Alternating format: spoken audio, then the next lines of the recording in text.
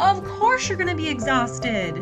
That's a lot of extra effort. Oh my gosh, it's like taking a machete to the jungle. We can't just go down the well-trodden paths, right, of our neuro pathways. Things are offline. Entire categories and sections of our brain might feel offline. But we have to give ourselves permission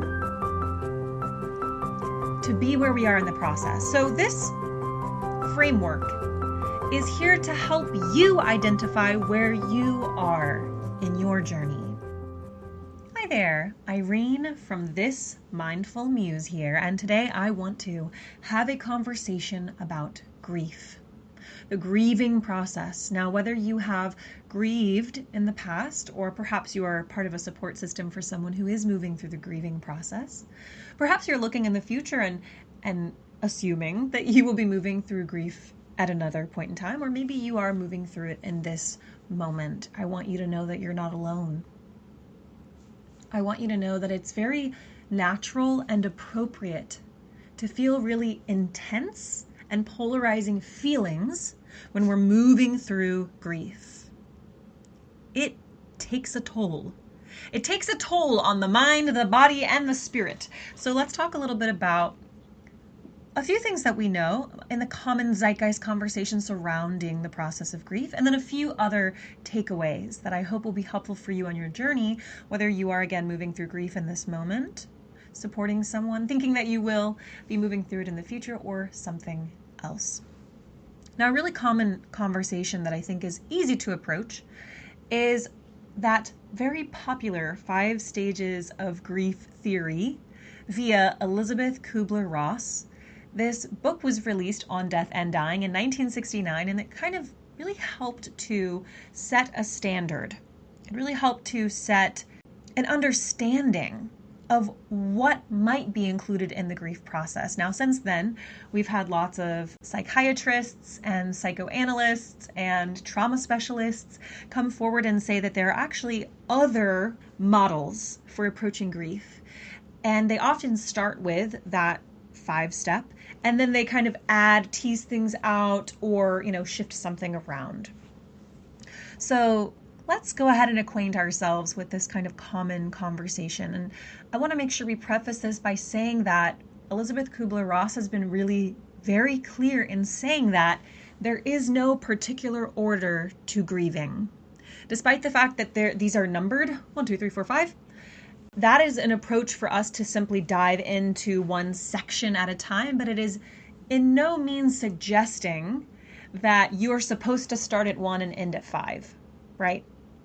Many people may move in that way, but you might start at 3, move to 1, move to 4, then 2, then 5. You can move around, and you will likely be recycling through many of these sections, sensations, categories while you are processing grief. When I think of personal development and the forward and backward momentum, 2 steps forward, 1 step back, a really helpful visualization for me when I'm feeling like I'm moving through the spiral of life, and I think about this for grief as well, is that if we were to roughly look at a trajectory, right, we might see an upward momentum movement. However, we get these low dips, and it can often feel like we're making progress and we're failing. We're making progress and then we're failing. We're making progress and then we're failing. A helpful alternative viewpoint for me is the idea that we're spiraling upward. And so we make this forward momentum. Now we're spiraling down, but we're still moving up. Spiraling down, moving up. Spiraling down, moving up. It's almost this idea that the movement down is in balance to what will then be further movement up, right? And that we know that even in those moments of feeling down, that there can still be forward, upward progression. So I think it's really important that if you are projecting for yourself some prescribed idea of what grieving is supposed to look like, I really want to offer you this invitation to pause and to question why you might be doing that. It can be helpful for us to have an idea of what expectations are out there, or if we're doing it right. I'm sorry to tell you there is no right way to grieve. This is what makes it so tricky and why it can be hard to move through the process, or why you might feel alone, which is why it's really helpful to get support in one way, shape, fashion or another. So if we were thinking about that spiraling up, right? And knowing that everyone moves through the grieving process in their own way, and that you might move through different, parts of the grieving process, and then you might recycle back, right? Years in the future, you might suddenly find yourself back in a particular, now it might be less intense, but in a particular category of the grieving process. Because we continue to experience the loss. It is not as if now that that thing is gone, that it is going to be back. And that hurts. It's okay for it to hurt. But we have to give ourselves permission to be where we are in the process. So this framework is here to help you identify where you are in your journey. Remind yourself that other psychoanalysts and specialists have added to this list. And so if you don't feel like these resonate with you and for you, it doesn't mean you're doing it wrong. The goal is to give yourself permission, and this is what's really hard. This is something that I can say easily, but it can in practice be difficult, right? To feel the feelings. If you've never heard the phrase, you have to feel it to heal it, I use it a lot because I find it really helpful. Gosh, do I love to intellectualize and understand and think through my feelings, my trauma, understand why I'm having particular sensations or things are coming up, and it helps me process to understand why. So we'll have some of those conversations today. However, understanding and knowing it is so different from practicing and feeling it. You have to feel it to heal it. And, I think about the difference between knowing the rules of a game and playing a game. I can know the rules of a game. I can understand why this or that person is in this or that position and what point system is attached to when this or that thing occurs, right? What kind of instrument we're using, what kind of field we're on, what movement means or doesn't mean. I can know all that. It's a very different experience to be on the field, to be running, to be passing, to be catching, right? Or whatever this game might include. Kicking, blocking, what have you, right? The same thing goes for knowing a recipe. It might look really simple on a piece of paper. Have this, and that. Mix it together, put it in at this temperature, or put it on at this temp, or for this long, right? But then doing the thing is very different. It's different to have to collect each of those items, to interact with them physically, to have to slice something in a particular way, or to need to grate something, to need to chop or mix, blend, whip, crack something. And then to need to wait, the waiting process, the checking on something and feeling the texture of it and getting that feedback and knowing that you need more of this or less of that, and tasting and deciding, is this what I want or do I want to go off recipe? So all of this is simply an example to say that if you catch yourself doing what I catch myself often doing, which I'm still working to unlearn and still learning to give myself opportunities to practice this. Grieving is the same. Practicing grieving is the feeling it so that you can feel it to heal it. It's a part of the process. So knowing it here is helpful, it's useful, it helps us to understand where we are, it helps us to give ourselves permission to feel sometimes. Not that we need that permission, but sometimes we feel like we need that permission. And so if you need to give yourself a permission slip, here it is. Here it is. This is your permission slip to feel the feelings. We may be resistant to feeling the feelings. We may be afraid that we will be swallowed whole by the sea of grief. swallowed by raging seas, right? By waves. And that's a little bit of what grief can feel like. It can come in waves. And when we're resisting either going under the wave or riding the wave, when we're trying to move against the wave, right? Boy, does that tire us out real quick. Real quick. It's a lot. So my suggestion would be finding ways that work for you, for who you are as a person, giving yourself permission, if you need it, in windows of time that stretch however long or brief, right? However short or expanded they need to be, to feel the feelings. To see the wave coming and to say, I'm either going to ride with this wave and let it take me where it takes me, knowing that I'll end up on shore at some point. Or to say, I see this wave coming and instead of fighting it, I'm going to dive right into it, right? Come up on the other side. I hope that those visual images, I hope that those help. So let's think a little bit about the 5 stages of grief that were popularized by Kubler-Ross. I've got here them written down, and I'm going to kind of go through them, and then I would love for us to also just kind of look at some of these other ideas. And I want to kind of offer and suggest some thoughts. There are these general words that you may not completely resonate with, but I invite you to find something surrounding the word. If you were to visit a thesaurus and type this word in, there might be an associated word that you do connect with. Let's see if we can find our way into giving ourselves permission to grieve. Let's look at those 5 stages of grief. The first stage of grief, and again, when I say first, I mean that I'm simply I'm assigning them numbers so that they are categorized in a particular way. It doesn't mean that you have to do this first, then second. It means that we're going to discuss it first, if that makes sense, right? You can come into this feeling at any time.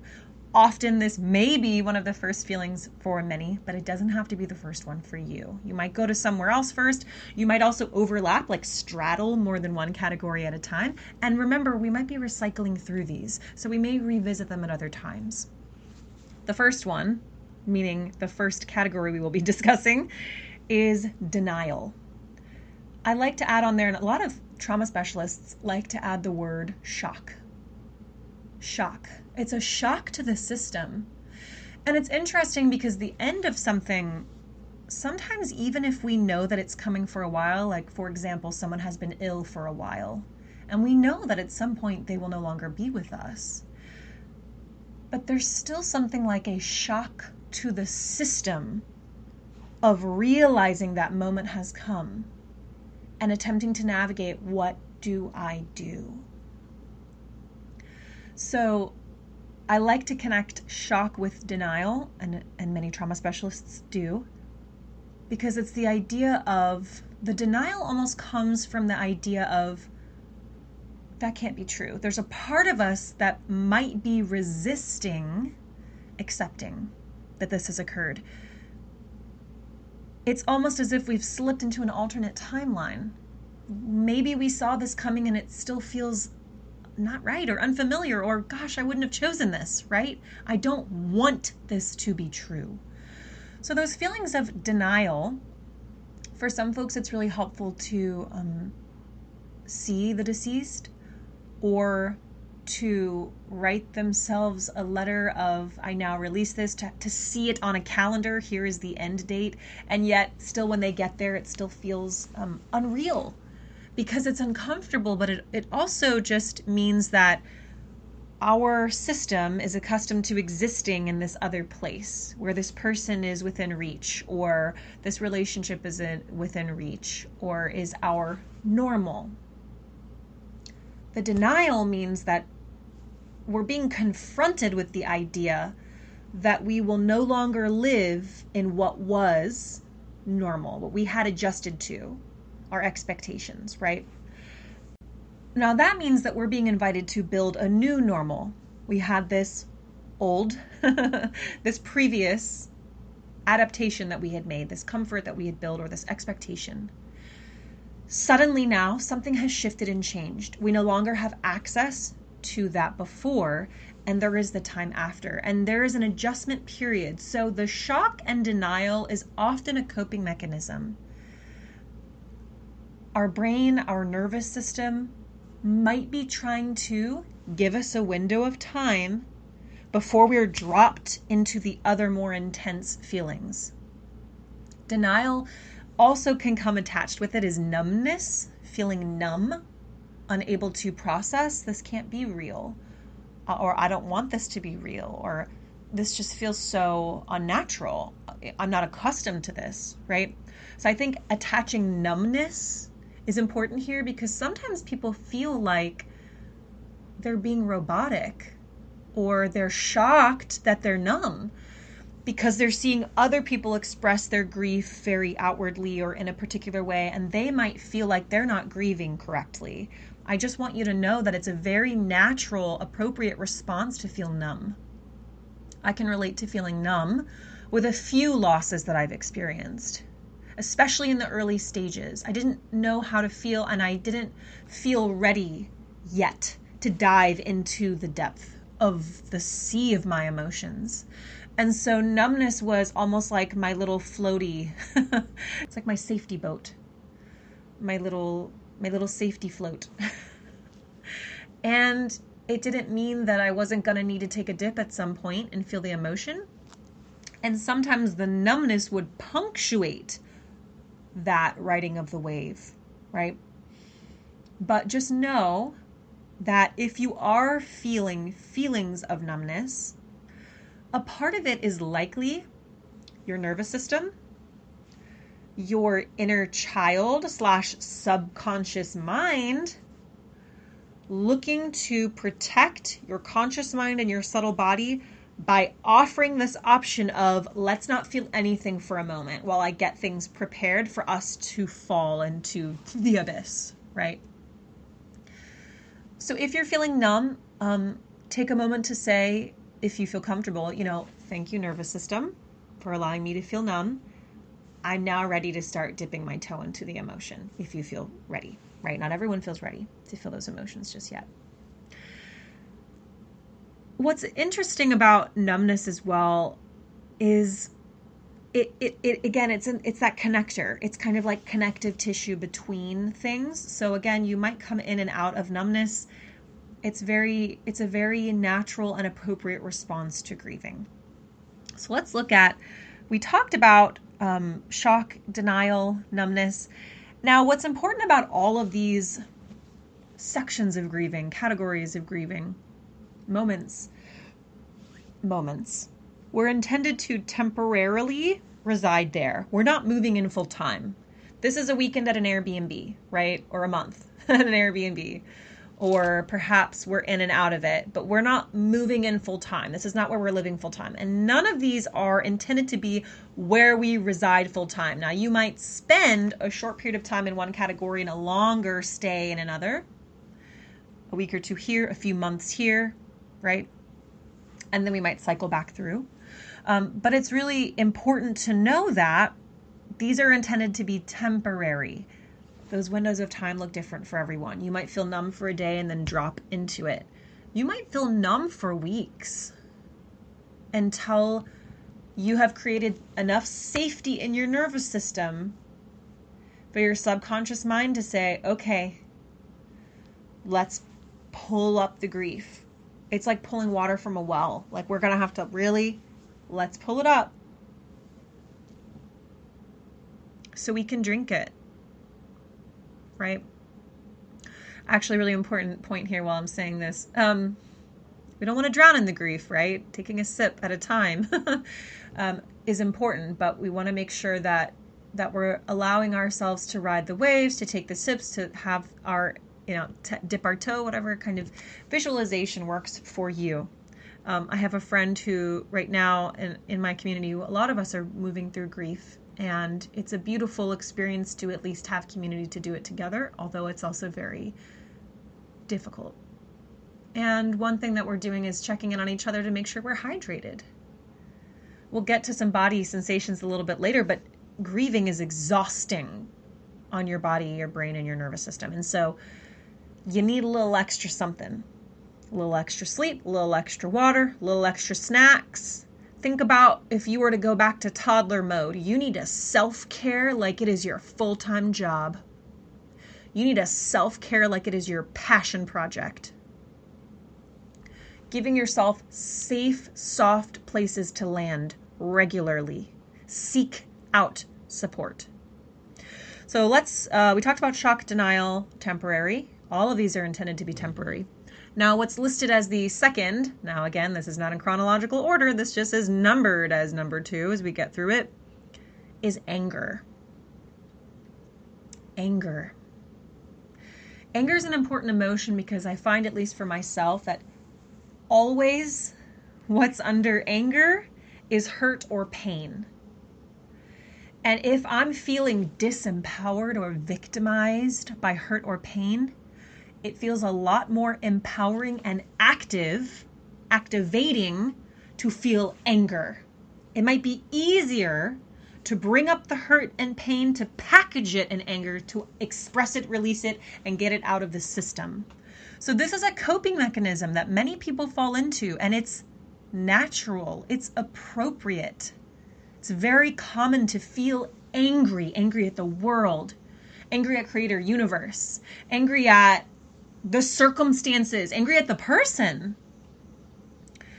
This is really natural, and just hold space, if this feels appropriate, for the fact that more likely than not, more often than not, under the anger is usually hurt and pain. It's really hard to feel powerless. It's really hard to feel like a victim or without hope.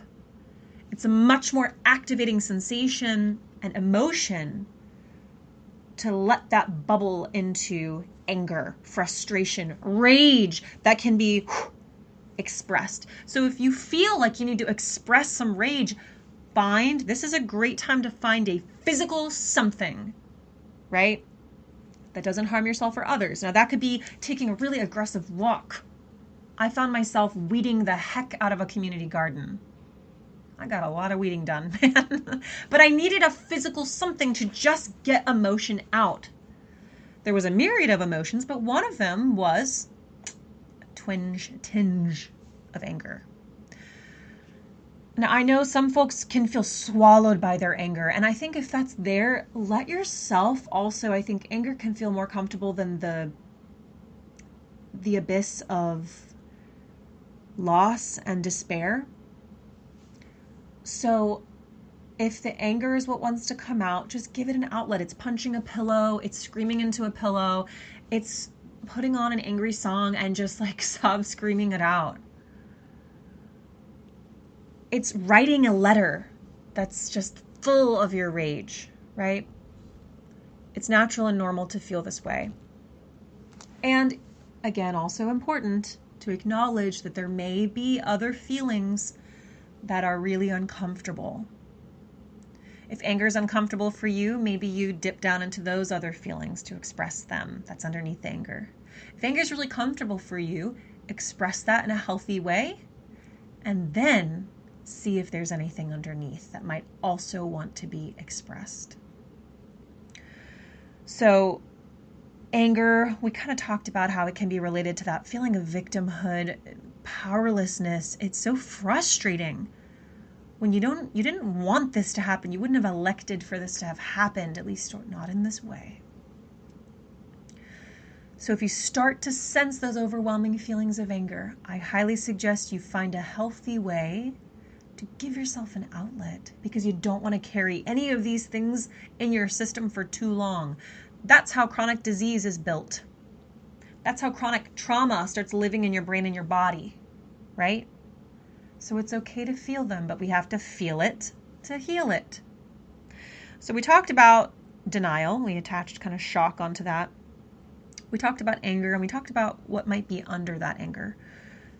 Next, again, in order of simply categorizing this, but not necessarily in chronological order of what you might be experiencing, is bargaining.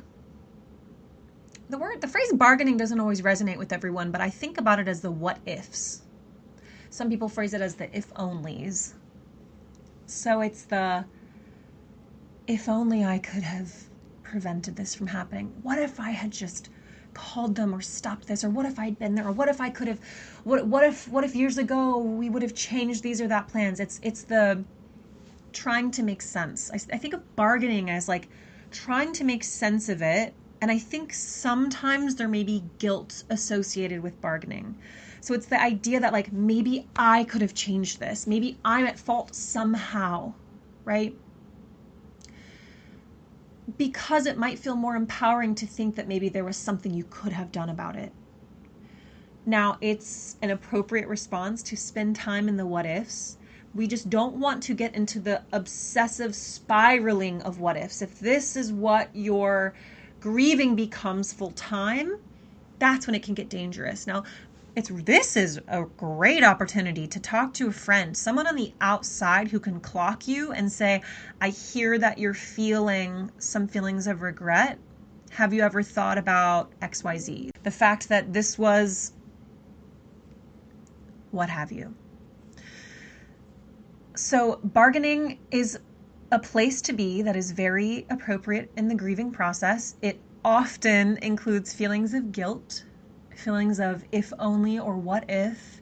It's okay to be there, and we can cycle in and out of it. Great place to have a therapist to talk with, to be in a group circle of grievers, like group grieving circles you can find via, and they have different kinds of names, but you can find them online, you can find them locally. A lot of them are free. And it's just a place to go and be sad. Give yourself permission to be angry, be frustrated, be feeling the feelings wherever you are on that spectrum, on that. I think of it almost like a pie. If these are all the sensations that may or may not be included in grief, and we can kind of like overlap portions of it, right? As opposed to simply a spectrum. Now, it might be a spectrum and you might be somewhere on it, but it's almost, I really love to use this idea, but it's like a stovetop where there are these different kinds of feelings and different variations of them may be turned up to different degrees. So bargaining, what ifs, if only, a natural, normal place to be. We can dip our toe, spend some time there, really feel those feelings. If you catch yourself always doing the what ifs or feeling like you're in an obsessive spiral, start to give yourself permission.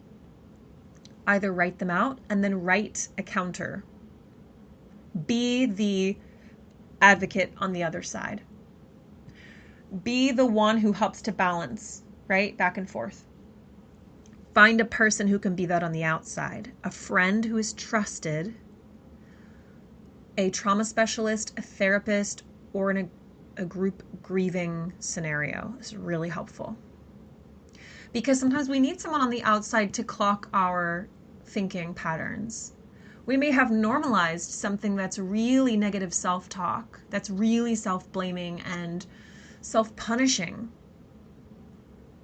And you don't have to go there, and you don't have to be there long. I mean, you can notice that you're feeling these feelings, know that it's very common, and then if you start to feel trapped, get yourself a little life preserver. Ask for someone to throw you something from the ship, right? So you're not just out there in the waves by yourself. Now, number 4 is depression. Gosh, depression's so heavy. Depression is like a heavy, heavy blanket where you might just want to stay in bed and not move a muscle. And I think it's really important. If you've never seen body scans of people with different emotions or brain scans of someone who has depression or is in a depressed state or out of a depressed state, I highly suggest you take a moment, Google it. Parts of your brain go offline. Offline. This means that simple tasks where you had like synapses that would just kind of snap and get you from one thought to the next, they're not available anymore. It's like your brain Google Maps is down. You know that you want to be somewhere and it's somewhere on that mountain over there. And you know that there are some road closures, but you don't know how to get there. You don't have a route. So it's going to take a little extra time and energy to reroute and find your way to where you want to go when you are accustomed to traveling with Google Maps that will give you the route and will tell you if and when there are road closures. Google Maps is down and there are road closures and you're not quite sure how to get there, but you're going to stumble and try to find your way. Of course you're going to be exhausted. That's a lot of extra effort. Oh my gosh, it's like taking a machete to the jungle. We can't just go down the well-trodden paths, right, of our neuro pathways. Things are offline. Entire categories and sections of our brain might feel offline. You might lose interest and pleasure in things that you used to really enjoy for a period of time. You might require a lot of extra water. Thank you to my friend who checks in on us for hydration. You might require extra food sustenance, energy. You might require a lot of extra rest. When I'm feeling depressed, I just want to sleep. My nervous system says, we're done. No more. You don't have energy for this, that, and the third. I might push myself through one of them, and then I start to feel how I'm running on steam. And by the time I get to the second, I realize I don't have energy for the third thing.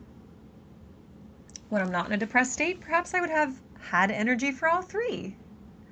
But it's important to give yourself permission to take time to rest.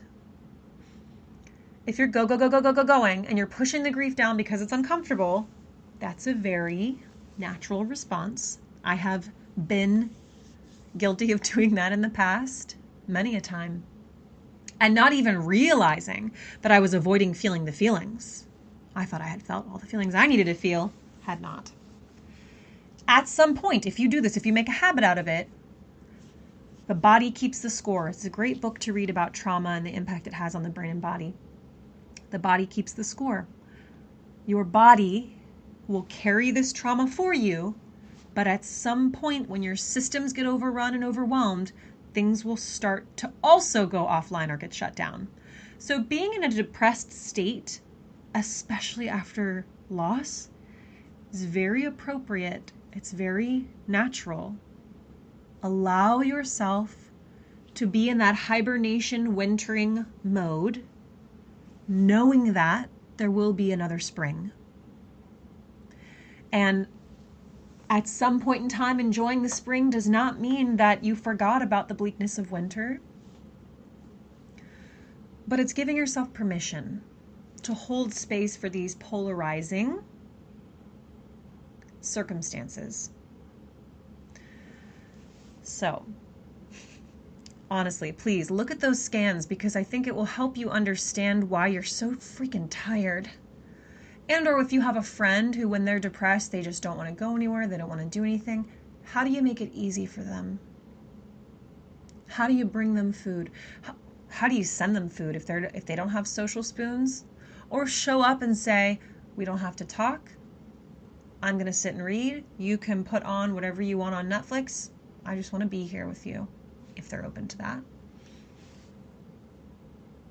Finding a way to allow people, without shaming them, to be in what that depression looks like. Now, again, like with all of these stages, there is a moment when you realize you've overstayed your welcome. You've kind of, you've stayed through that intended window of time.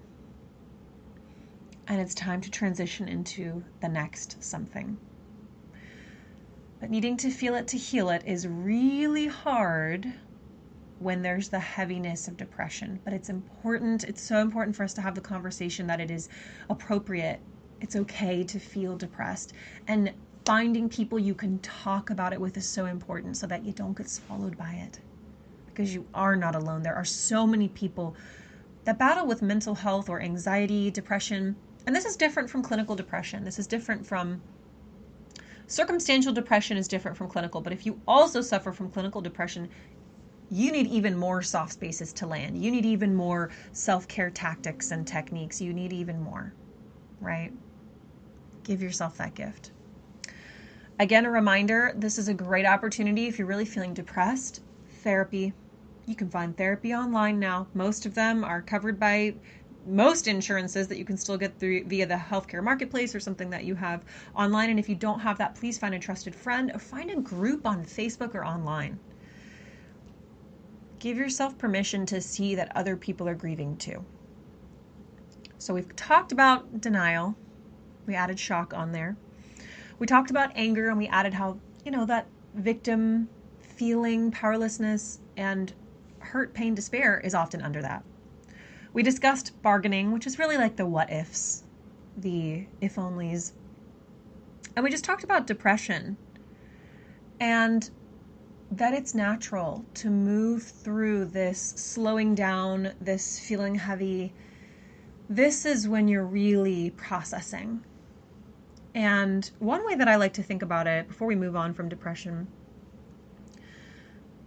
and I associate this with depression, but also just with nervous system overwhelm. I have noticed for myself that sometimes I can clock when I'm in nervous system overwhelm because a small something causes feelings of overwhelm. And I know it's not about this small something. So I think about my nervous system drain being clogged. And all these little things have been dripping on top. And now the sink basin is full and one little tiny drip at the top can cause overflow. So if one little tiny drip is triggering you to feel exhausted, overwhelmed, or to feel feelings of like anger, frustration, deep pain, whatever is coming up for you, it's really useful to clock, this little drippy drip caused a little bit of a flooding. Maybe I'm clogged. Maybe my nervous system's overwhelmed, my brain is overwhelmed, right? My emotional heart center is overwhelmed. And how do I unclog it? I'm going to need some safe spaces to land. I'm going to need to really self-care so that I feel comfortable enough to let my subconscious mind send up through the subtle body and up to the conscious mind the feelings that we need to feel to heal. So sometimes if you start to feel like a little drippy drip is causing a whole flood, it might be time to remove some triggers. Find, if you do any kind of isolation, ensure that you still have connection. Sometimes that's when we go into isolation mode of I just need to kind of hibernate. Just make sure that there's a difference from giving yourself grace to be on your own and in your solitude, honoring that solitude can be really helpful, and fully isolating yourself from others. So ensure if you start to feel like, gosh, these little drippy drips are causing a whole flood. Maybe my nervous system, my brain, my body, my emotions, my heart center, maybe something's clogged. How can I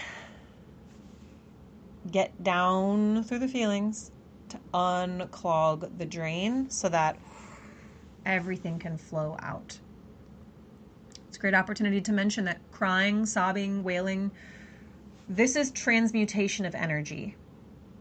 If we're going to look at the energetic side of things, crying is really important. If you're feeling numb and you're not going to cry right now, that's okay. Don't feel like you have to. But if you sense that you're pushing back down, resisting, find a safe space. It could be your car, it could be a bathroom stall, it could be at home in your bedroom, to let some of it out so that you don't get that clogged drain, and even just a little drippy drip causes a whole flood, right? We get it. All right, now let's move on to, this is number 5. So in the Kubler-Ross system, this is like these are general categories. So they weren't by any means saying that this was the end or all encompassing, but this was like a general suggestion.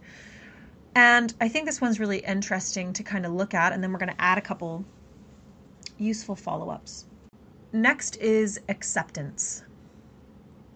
And acceptance, I think it's really important to look at acceptance, and it doesn't mean that like everything is okay and we have returned to whatever our idea of normal before was, it means that we have accepted that this old era, the way that things were, has come to a close, and we're allowing ourselves to rebuild or exist in or be open to discovering what that new normal looks and feels like. This can take a really long time to get to. And also, sometimes we find ourselves in acceptance, and then again, we might cycle through or recycle one of these other categories.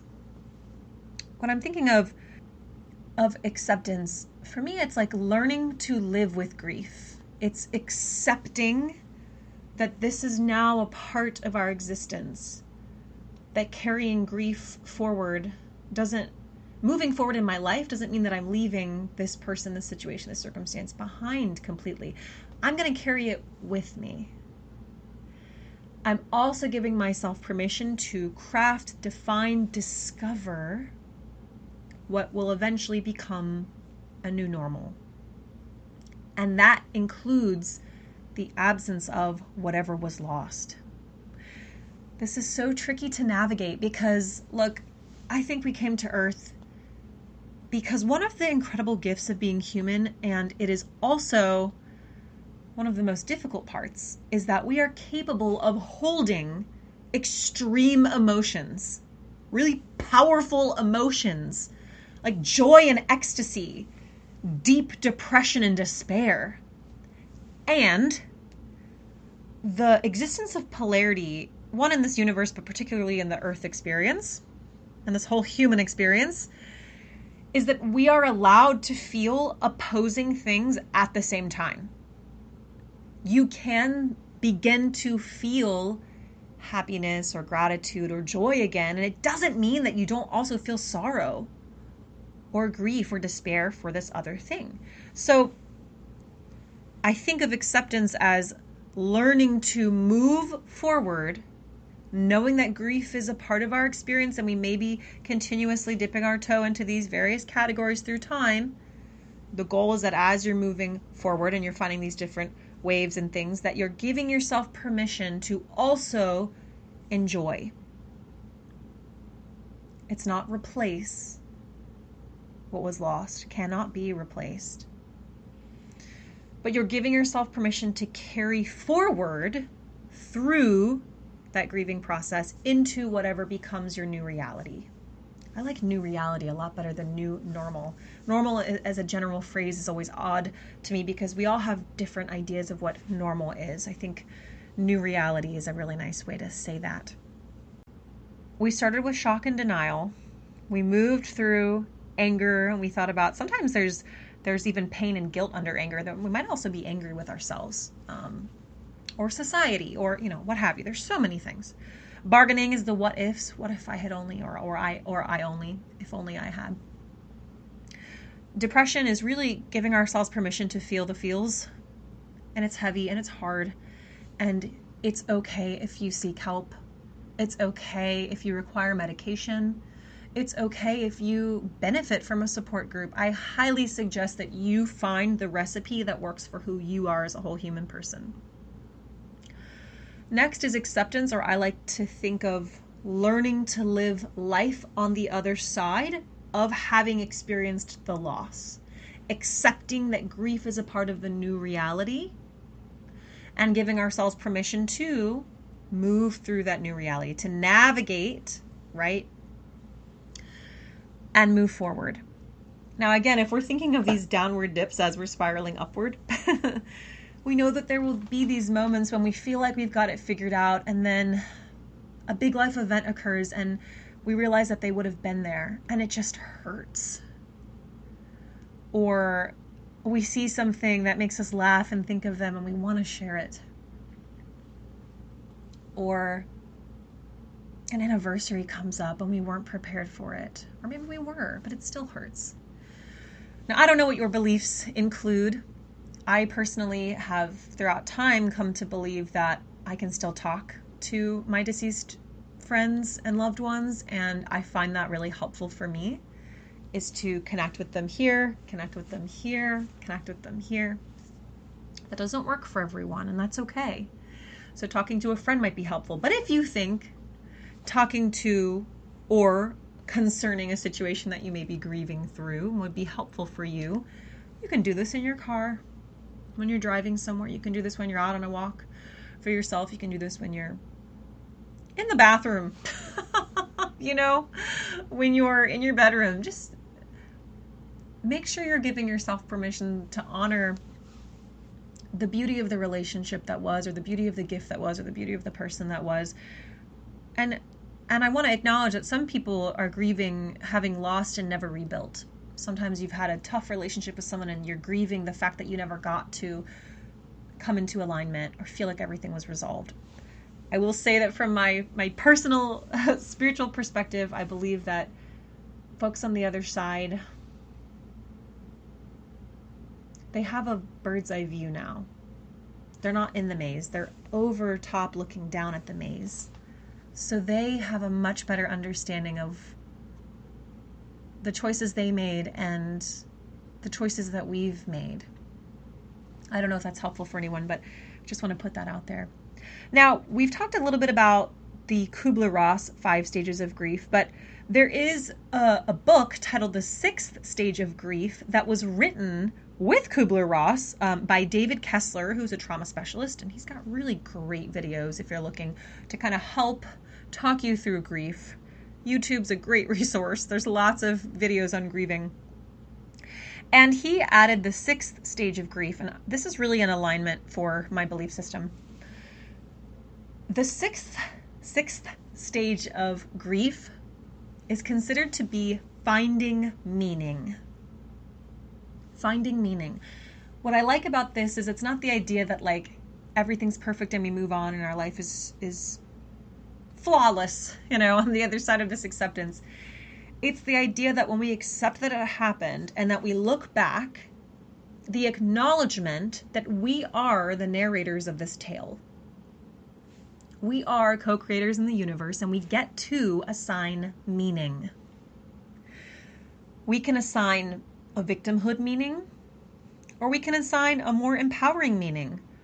Both are completely valid, and your meaning might be very different from someone else's meaning on a loss.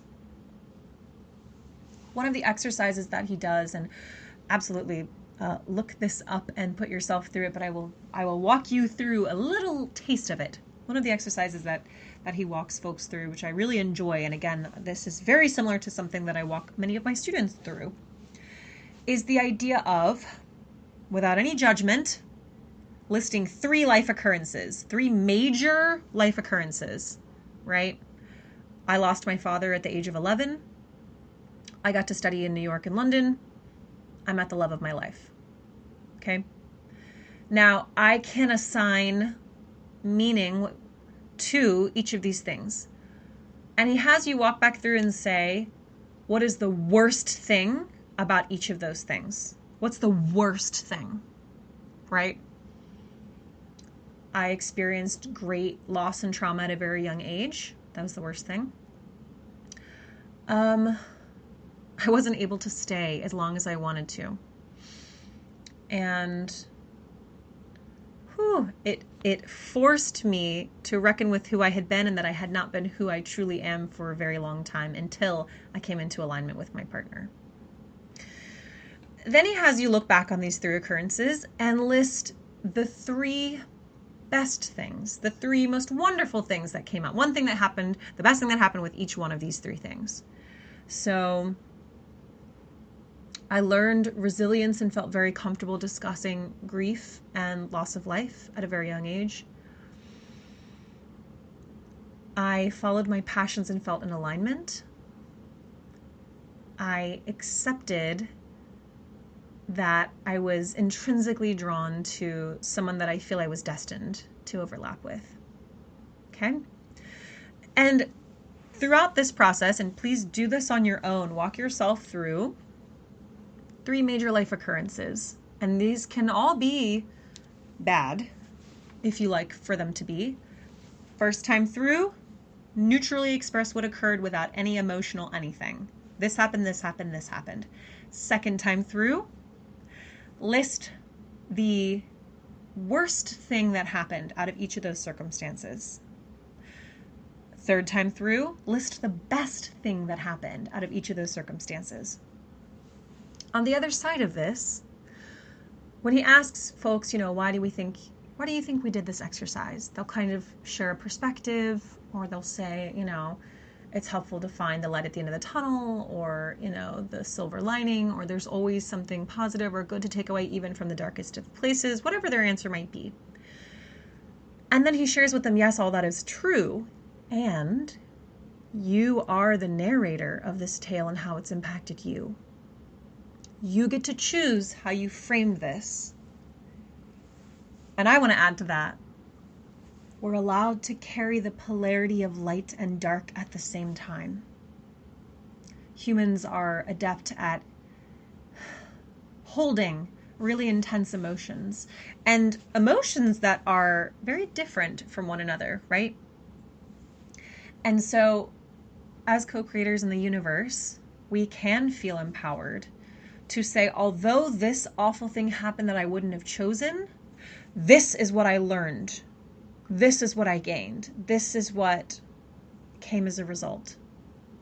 In this moment, I'm looking out the window and I'm seeing a butterfly. And recently, with the loss of a friend, every time I've had a moment where I'm engaging with something having to do with him or his loss or his energy, I have been seeing them everywhere. And this is very significant for me because butterfly is one of my animal totems, and it's really a sign of transformation.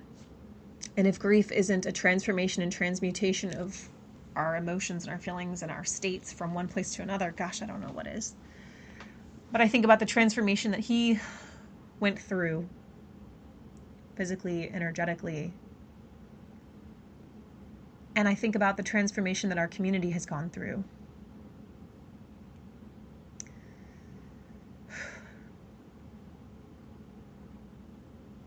And I'm going to let these emotions be here because they're real and true. And although I wouldn't have chosen this heavy thing that happened that I'm moving through in this moment, if I was looking for a light, if I was looking for the best thing that happened as a result, there are a lot of really good things. And that includes community coming together and having a shared experience and having an opportunity to support one another. And if that's not a gift, I don't know what is. It includes my friend behaving in alignment with his character, doing something that is so him, that was so true to form. And beyond that, on the other side, being a help to save even more lives through his organ donation. Whew. So although I did not expect that, and I didn't plan for this, if we're here to normalize grief and we're here to have these conversations about it, then I can give myself permission to be in the feels too. And I hope that that helps to give you permission to be in the feels wherever you are on your journey. Now, again, I'm in no way an expert, but I have grieved, sadly, the loss of many people, quite a few friends, many family members, and of course the ends of eras, the ends of relationships and work, pets, all of these things that shape the lives that we live.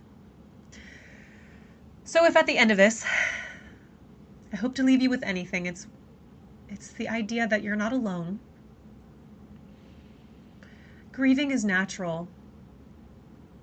We need to give ourselves permission to grieve, no matter what society feels like for you, or how you've been programmed as an individual, or how we've been programmed as a community. One thing that I witnessed recently was really this community grieving and how helpful it is to experience in practice that you're not alone. Well, I'd love for you to have not the experience of grieving, but the experience of connection and or community in whatever way would be helpful for you. So, before we leave, after we've reviewed these 5 stages of grief, with this 6th stage of grief, shock denial. Denial is really the word that's used, but shock's often added onto there. Anger, which I think can also come with personal anger at the self, anger at society, anger at the situation. Underneath that might be victimhood, powerlessness, and feelings of hurt. Bargaining, the what ifs, the if onlys. Depression, which is heavy. And it's okay to rest, to care for yourself, and to ask for help.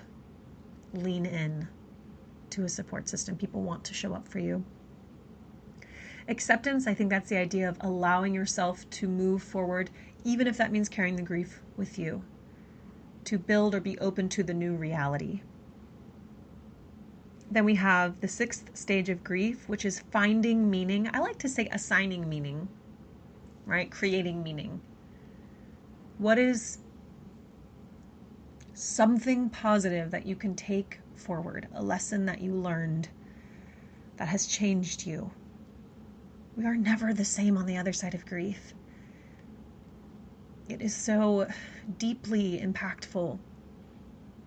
And it means that we're open enough to be impacted by life and relationships and love and circumstance and overwhelm. Even if it's the end of a friendship that was awful and you finally release yourself from it, doesn't mean you're not going to grieve the end of that friendship. And you're allowed to grieve it. They also have the 10-step grieving process by Brooke Dean, PhD, and others. I'm going to add on there, they mentioned shock. Facing emotions is a part of it. Feeling the feels, feel it to heal it. We already discussed depression. They added physical symptoms. Now, I think this is important. We discussed your brain. Parts of your brain are offline. Your heart behaves differently. Your digestion changes when you're grieving. Making sure that you're eating enough and that you're eating some balance between comfort food, which is really helpful, and health-focused food as well, which can be very rebalancing. Make sure you're getting nourishment. So physical symptoms could also mean anxiety. We talked about that kind of drain being clogged, right? That sense of overwhelm. That can bring up and manifest itself as physical symptoms. Know that your body keeps the score, might store it for you until you're ready to process it. If you need help, that's a great time to get external assistance, like a therapist, etc., or a trauma specialist, to feel it, to heal it, feel through it so you can release and transmute it, right? Transmute it and release it. Otherwise, those physical symptoms, that dis-ease can become disease. Panic. I like that they added panic on there. To me, that's the feelings of overwhelm. Or it could be panic at the loss, like you just want to feel like you can fix it. Guilt, I think that's really, we've kind of related that to our bargaining or our anger, but I like that it is on its own in this list. You might just be overwhelmed with feelings of guilt and that it's very natural response. They have anger on here. We discussed anger. They have resistance, which really I think of resistance very much as that kind of shock and denial. And the fear of feeling the feelings, I think we can be resistant to that, especially if we're not well practiced in it. If we've really worked very hard to pack things down for a long time, as I had done, it was a survival mechanism. It served me very well for a long time, and then it didn't. And unlearning that was a process. And I will tell you, I benefited from therapy. I benefited at that time from medication. I benefited from removing triggers. And I benefited from a lot of internal work. But it was all really helpful and healing. Next is hope. So finding that idea that life can go on. It doesn't mean that it'll be the same. It'll never be the same. It can never be the same. But that you can still, in that world of polarity, right? This grief is allowed to come with me, and I'm also allowed to feel feelings of joy. Sometimes that's where guilt comes up for folks, is the feeling of like, I feel like I'm not honoring the grief, the loss of this person, if I start to do joyful things. Like I feel like I'm turning on them. I'm letting them down. I'm not honoring them, right? Even if we know that person would say, no, go live your life, be joyful, right? Sometimes we can carry guilt for finding something that is not a replacement, but that finding something that fills the space, even if it's different, right? Fills a portion, a small segment of the space that is left, this gaping hole of the loss. So if you're feeling those feelings of guilt come up, again, a therapist can help you talk through that and help to identify when the negative self-talk is getting a little too out of control. But I like that they have that guilt on here separately. We talked about resistance, we talked about hope, and then acceptance is their number 10, acceptance, which is coming to that place of, okay, I can move forward with my life, even if I carry the grief with me. Look, I feel like we're pretty complete here. I really highly suggest that if you're moving through grief, that you find a support system that works for you. There's no shame in figuring out what that recipe might be. If it includes therapy, group counseling, if it includes medication, if it includes finding a group of friends. I'm very fortunate that I am a part of an active community that reaches out to one another and practices giving each other space to feel the feelings that we need to feel, whatever that might look or feel like. You're not alone. Grief is a natural process. It's really hard. If you were caring for a friend moving through grief, what's some advice that you would give them? Would it include resting? Would it include finding a balance between doing all the things and staying home all the time? What does that balance look like? Making sure you're resting, but maybe getting some time connecting as well. Would it look like getting enough hydration and finding a balance between comfort food and nourishment? Would it be feeling the feels and finding an outlet that's appropriate for you? Sometimes we have to watch a sad movie to give ourselves permission, or we need to be completely alone because we feel shame or discomfort feeling our feelings in front of others. If that's true for you, figure out what that outlet might want to look like or feel like. Journaling, listening to sad music, crying it all out, right? Ensure that you're giving yourself permission. If you're feeling brain fog, if you're feeling body aches, our bodies are often in pain when we're grieving because of what it puts our systems through. Again, parts of your brain are offline. So something as simple as navigating a neural pathway suddenly becomes a very long road trip that takes maybe more than twice as long and requires extra energy because it's not a direct path. It might be up and around the mountain to get to where you're going. Know that it's okay to get external support. If you don't feel like you have someone safe to talk to, find a safe person. It could be a professional. That is a very healthy place to talk through wherever you are in the grieving process. I love you so much. I hope that you are giving yourself permission wherever you are in your process, or wherever you might be in the future, or wherever you are in terms of supporting a friend, that you leave here with at least one permission slip that you may have needed. One permission slip, whether that's to feel the shock, the denial, the numbness, and to not guilt yourself, to feel the anger and to know that that might feel more empowering for a moment, to honor the what ifs and the if onlys without living there for too long. Maybe find someone to check you, to feel that depression can be full of depth and heaviness, that we don't have to live there forever, that it's natural, it's appropriate to feel those heavy feelings.